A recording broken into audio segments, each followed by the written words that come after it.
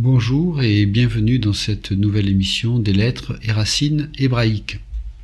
Après avoir vu lors des dernières émissions la symbolique de certains éléments de la nature, comme le blé, la vigne, le figuier, nous allons aujourd'hui poursuivre l'étude d'un des arbres cités dans les Écritures, l'olivier et son produit essentiel qui est l'huile.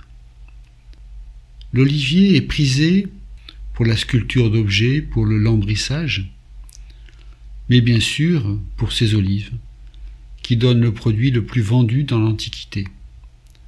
L'olivier est souvent associé à la vigne, car les deux donnent des produits transformés à usage liturgique, le vin et l'huile. L'olivier est un arbre aux multiples symboles. Il est le premier arbre cité après le déluge. Dans Genèse 8, verset 11, il est écrit « La colombe revint à lui sur le soir, et voici une feuille d'olivier arrachée était dans son bec. Noé connut ainsi que les eaux avaient diminué sur la terre. » L'olivier est symbole de la fin des hostilités. Il est devenu le signe de la paix, mais aussi de richesse, de récompense. L'olivier se dit zaït. En hébreu, zaït, un zaïn, un yod et un tav. Abordons maintenant le produit de l'olivier qui est l'olive et qui va donner l'huile, shemen, shin, mem, nun. Regardons les lettres de ce mot. Shemen, qui veut dire donc l'huile, nous trouvons la racine Shem, qui veut dire le nom. Shem, le nom qui nous parle de Dieu. Dans la tradition juive, nous appelons Dieu par Hachem, par le Saint béni soit-il. Hachem donc parle de Dieu, avec un nun à la fin du mot, qu'on appelle le nun final. Alors, le nun, qui a une valeur numérique de 50, est symbole de germe. La valeur numérique 50 nous parle de kol, le mot kol, kaf, lamed, de valeur donc numérique 50, qui veut dire le tout. En effet, dans le germe, il y a la totalité du fruit qui est contenu en lui. Mais le germe est fragile. Alors il y a le nun final qui s'écrit différemment que la lettre nun. Le nun final a une valeur numérique de 700. Il est l'homologue du zaïn, valeur numérique 7, et a un petit peu la même forme dans l'écriture. Elle représente, cette lettre nun finale représente, comme le zaïn, une arme avec la forme du poignard, de l'épée. Le nun final est donc un germe, bien sûr, mais il est la force mâle de l'homme qui atteint son dernier espace intérieur. On peut lire que l'huile est image symbolique du nom de Dieu, Shem, vers un accomplissement final. Voilà. L'olive concassée donne une huile vierge et pure. Elle est un produit qui brûle facilement et qui donne une lumière particulièrement chaude. C'est aussi un lubrifiant qui facilite le contact et évite les frottements. L'huile a donc été utilisée d'une part pour éclairer et d'autre part pour sanctifier un lieu, pour élever une personne. Il y a par exemple l'anecdote dans la Genèse de Jacob à Béthel. Ayant reconnu la présence de Dieu en ce lieu, il éleva un autel et l'enduit d'huile pour le sanctifier. Voilà, c'est la marque d'un espace sacré. Pas plus que pour l'Ancien Testament, on retrouve dans le Nouveau Testament les oliviers. Songeons à l'importance du mont des Oliviers dans l'Évangile. Et par ailleurs, l'apôtre Paul, parlant de l'Église naissante, dira qu'elle est greffée sur l'olivier franc d'Israël. L'Église naissante, telle l'olivier sauvage, et greffé à l'olivier franc d'Israël. Romains chapitre 11 et chapitre 16. En Exode 30, versets 23-33, l'huile est un symbole de l'onction officielle de l'Esprit pour le service. Les prophètes, les prêtres et les rois étaient installés dans leurs fonctions par une cérémonie d'onction d'huile. L'huile est un symbole de l'œuvre du Saint-Esprit dans les domaines suivants: la consécration pour le service, la guérison, l'illumination. On peut voir aussi, comme je disais précédemment, l'huile est un facteur de communion, puisque l'huile est un lubrifiant qui facilite le contact et évite les frottements. On peut voir dans l'huile du Saint-Esprit justement ce facilitateur des contacts. Il favorise l'unité fraternelle, la communion. Voyons à présent l'huile pour la consécration, pour le service. La racine du mot consécration, qui peut se traduire aussi par installation, est la racine malé, même lamed aleph. Malé veut dire remplir. On peut le traduire avec les lettres hébraïques, lui donner un sens qui est celui de mettre en mouvement, lamed, la maternité, aleph même. Donc on peut lire dans cette racine de consécration le fait de mettre en mouvement une maternité. La maternité, c'est la naissance qui donne un fruit vers une plénitude. Il n'y a plénitude qu'en obéissant à la loi de la circoncision. Là aussi, dans Malé, on retrouve la racine même, lamed, qui nous parle de la circoncision. La loi de la circoncision, c'est ce qui permet justement à ce que le fruit arrive à terme et arrive à son accomplissement. Les prophètes, les prêtres et les rois étaient installés dans leur fonction par une cérémonie d'onction d'huile. L'onction d'huile ne pouvait pas être utilisée pour des besoins profanes. Quelqu'un ne pouvait jamais être oint d'huile avant qu'il ait été racheté par le sang d'un sacrifice. Il est intéressant de noter aussi que cette huile d'onction est appelée l'huile de joie. Nous le verrons un peu plus tard. Mais la joie accompagne toujours un renouvellement spirituel.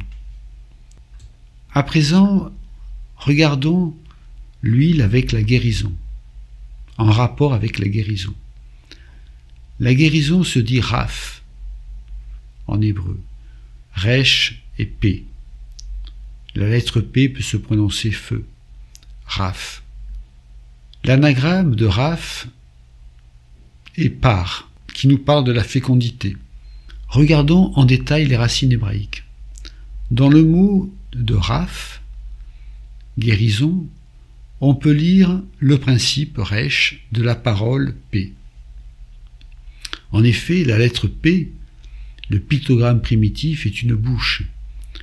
La bouche est le siège de la parole.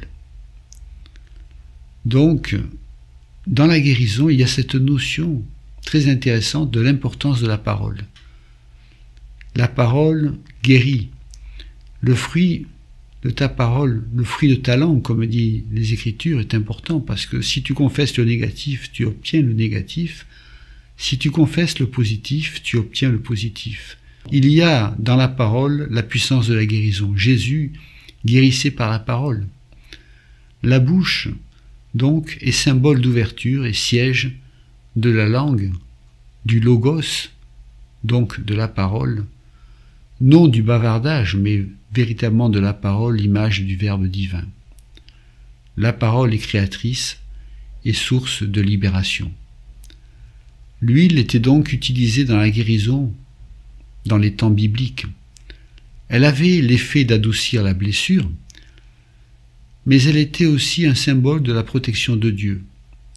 Les disciples guérissaient avec l'onction d'huile, Marc 6, verset 13, et les anciens de l'Église étaient chargés de prier pour les malades et de leur faire l'onction d'huile.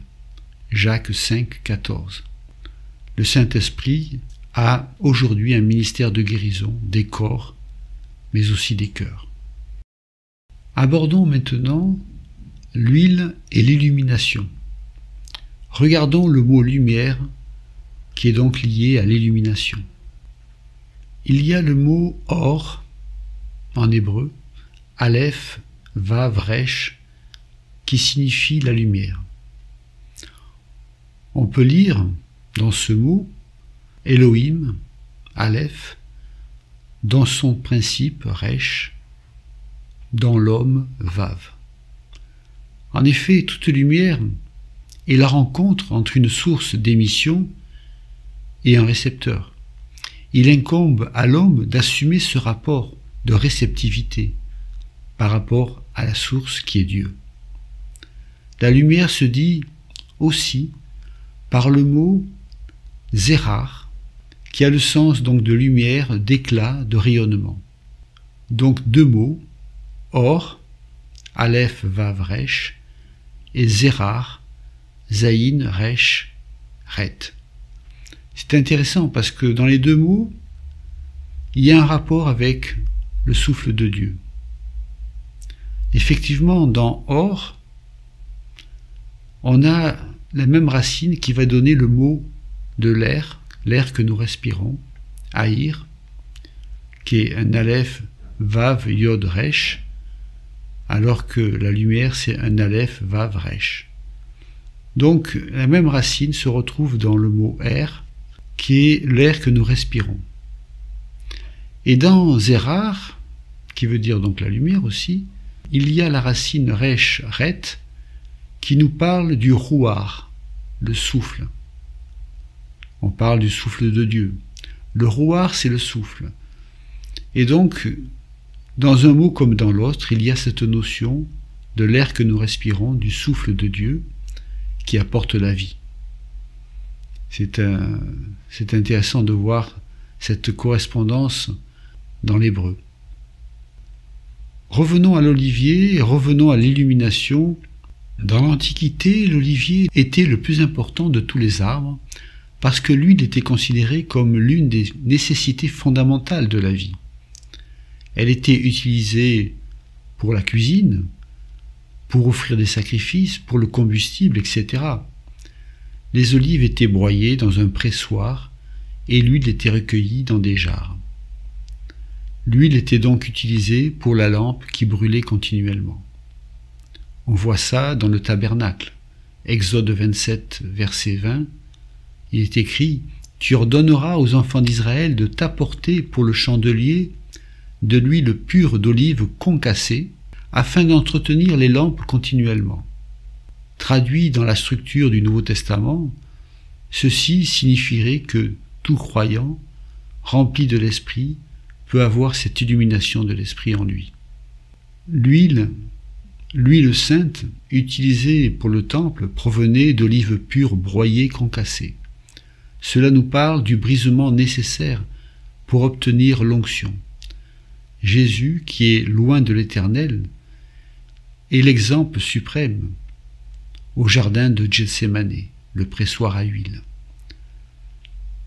Parlons à présent de l'onction et du mot « Messie », qui est traduit par le Christ en grec, et qui signifie celui qui est oint, celui qui a l'onction.